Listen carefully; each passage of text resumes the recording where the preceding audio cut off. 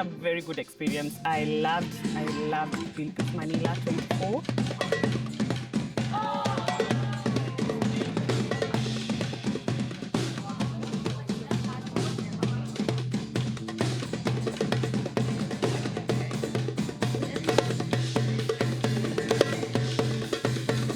This is how we build this. Thank you very much.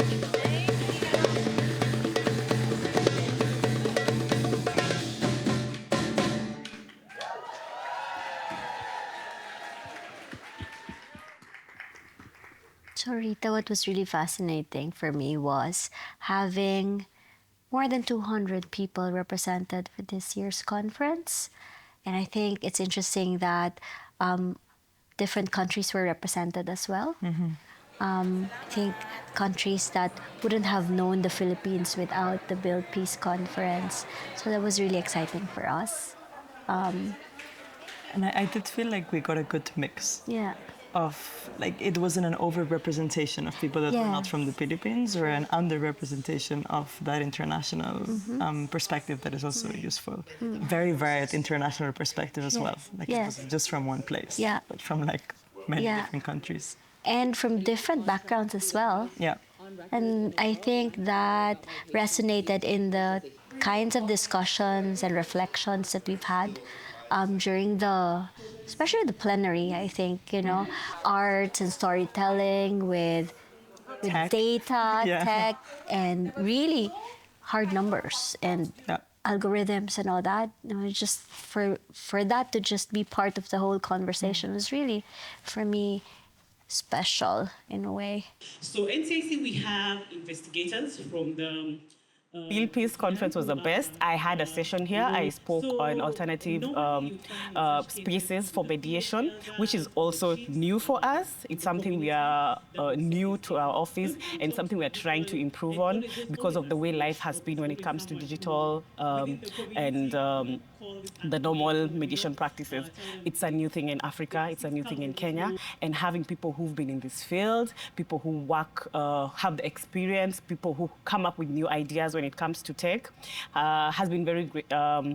It's been a learning experience, I can say. I held a workshop on design governance, and so I got a lot of feedback about how it may work or not work in some communities. Like, every governmental system has different legal structures. In Kenya, it's a little more fragmented as far as like the rules. There's not like one regulator of the internet or social platforms. In other places, they might have a norm of sort of deciding what is good or bad and sort of finding users. And so just the paradigm of, holding platforms accountable as opposed to the users creating content accountable just might be new. And so you might need to just introduce those ideas. So, and so just learning in different places, what we need to do. And then also getting new ideas. As we discussed in the morning. And basically, we used it to connect entrepreneurs across the divide. We have a map which shows the different entrepreneurs of the island. And we build different e-learning courses and apps to help them connect with each other. But we've seen one of the best things about this particular conference that I've learned personally is there's a lot of things happening at the ground level, even when it comes to building technologies. And these technologies are solutions that are locally customized, and they are able to actually, they're able to get the nuances that are often most of the time ignored when building like technologies from like, international levels or like, global levels. So these solutions are really, really important when it comes to peace building. And I've learned a lot about these technologies in this particular conference. Successful, I would say. And even if you find an agreement that you can modeling the one that applicable to your context, it doesn't mean that what has been brokered in other contexts will be applicable in the context, because the social media behaviors and content evolving constantly. And the I see a gap in knowledge between global organization or global mediation practice or national organization and community organization that's doing great work on the ground, and I would like to encourage all of us that working within the same space in either mediation or peace building field to find a way to bridge this gap in working together.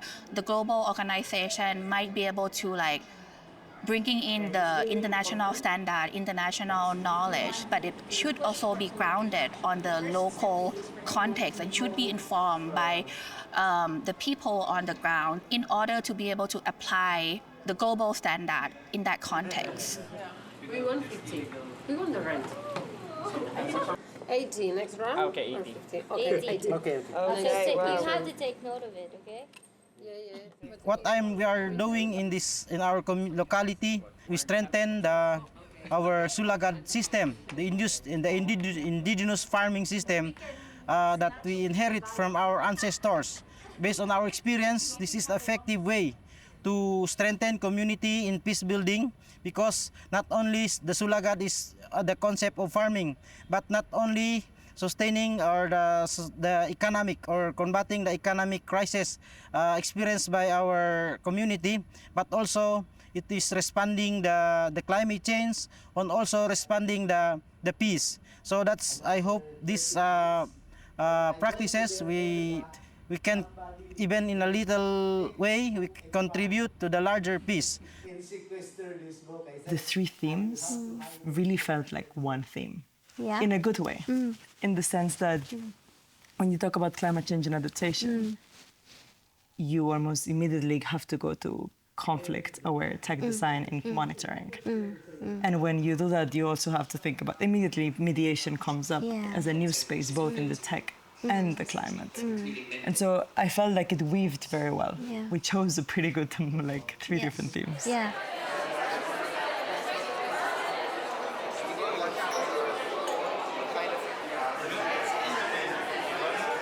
And I'd like to talk about the space as well, like the physical space as well. I think one thing that stood out is just, it's really nice to be in one campus. Yeah, share rooms. Yeah, share rooms. And have all the workshops in one building. I think movement-wise, it made it a bit easy. And yeah, and you see that in the number of people participating in workshops and actually being there and being present. Yeah, I think the attendance this year was very high. Yeah. Like all workshops had a good amount of people. Even though we had many consecutive at the same time, the attendance was always very high. And it's true that we were all moving together. To coffee break, to art installation, to plenary, to short talk, to workshop. And I think that did make it a pollination a bit, like a hive mind. I know.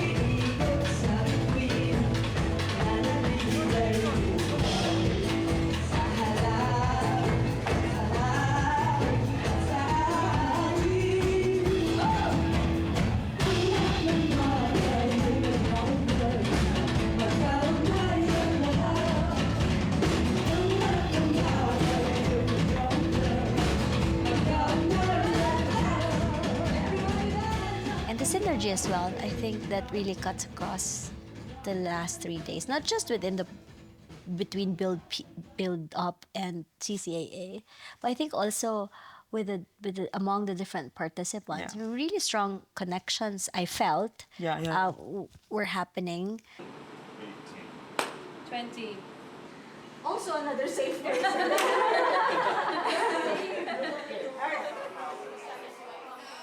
Well, one of the best things of the conference, in my view, is to get to know people doing wonderful things that are similar to yours, done on very different contexts, on very different ways, and that is kind of a battery charger. You go out of the conference full of energy and with loads of wishes of doing things and try to grab all the knowledge that we get here and apply it to our day-to-day works. So it's very energizer. Okay, so the big surprise will be finally unveiled. Nobody knew it. Build Peace 2025 will take place In Santa Coloma de Gramenet. Next to Barcelona.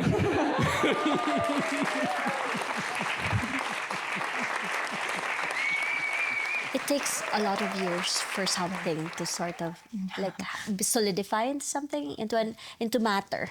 And I feel like the Build Peace Conference annually has solidified into something that can go on and that other people can, it's almost like, hold it. Different, but there's constancy of build up, and that is important because somebody has to propel this. An organization has to move this forward, but for different entities to hold it.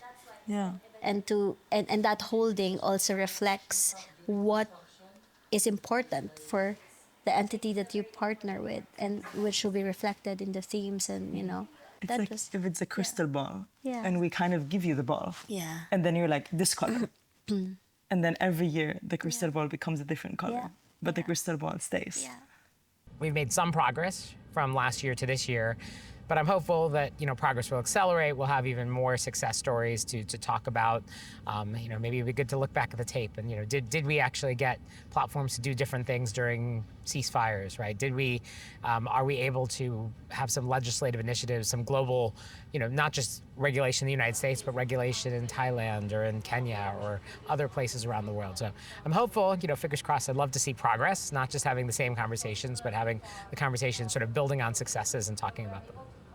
And thank you for this conference, and hopefully more conference will organize and discuss on how to respond the serious problem of the climate change, and this climate change will affect the global peace. I loved Build Peace Manila 24, and hopefully we'll continue having other organizations and Build Up will continue having government officials in these meetings, especially from Africa, because we need to catch up with the world. We need to move together.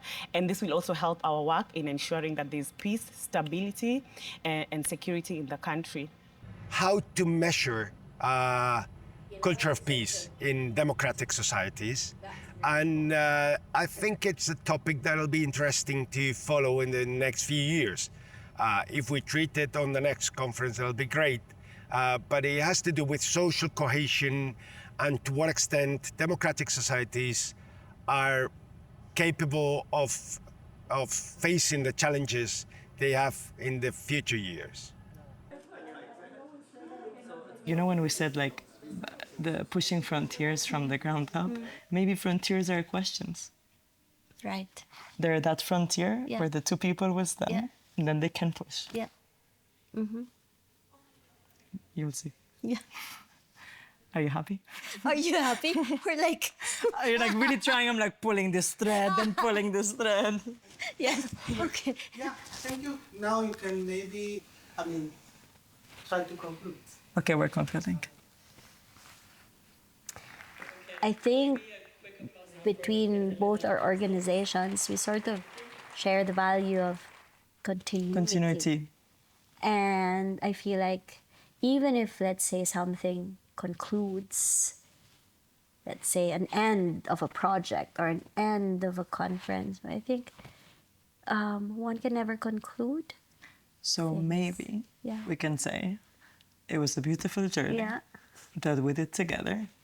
And now that we need to part, where do we meet next? Yes. Metaphorically? Metaphorically and physically. Okay. That's it. Was that good? Okay. Okay.